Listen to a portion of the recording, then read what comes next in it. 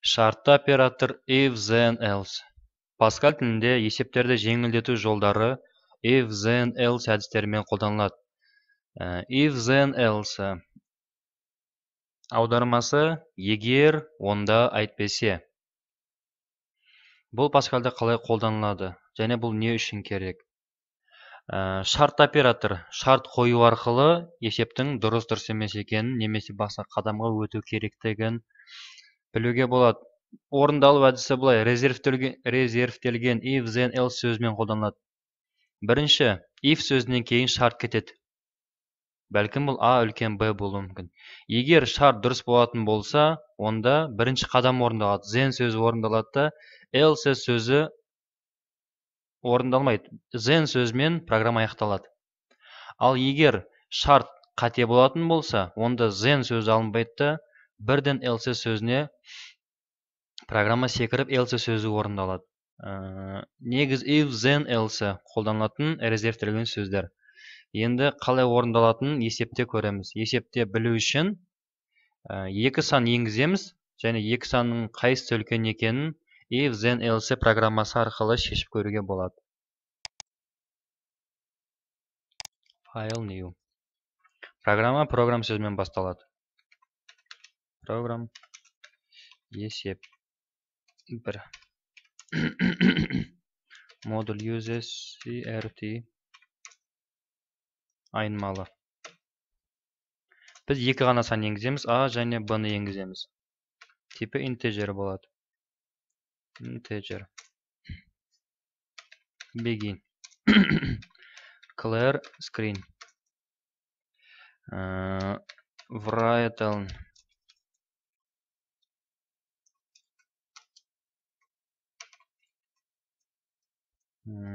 A санын енгіз. Енгіз операторы readln A.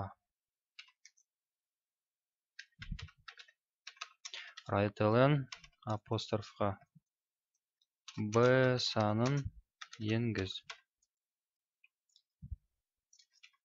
Енгізу операторы readln B.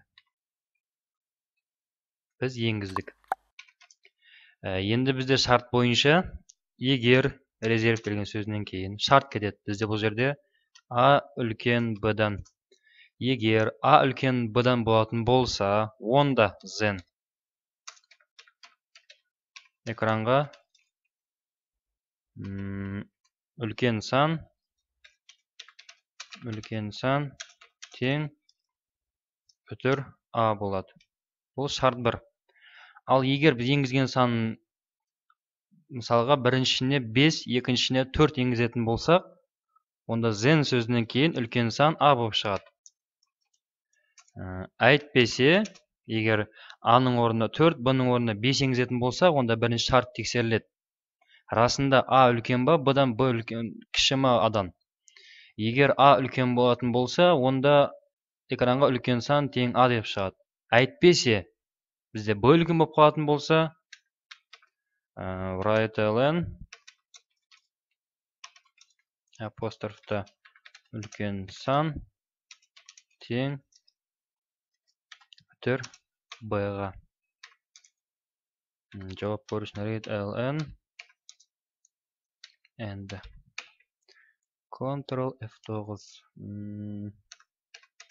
үлкен сан. A санын енгіз 89. B санын енгіз 54.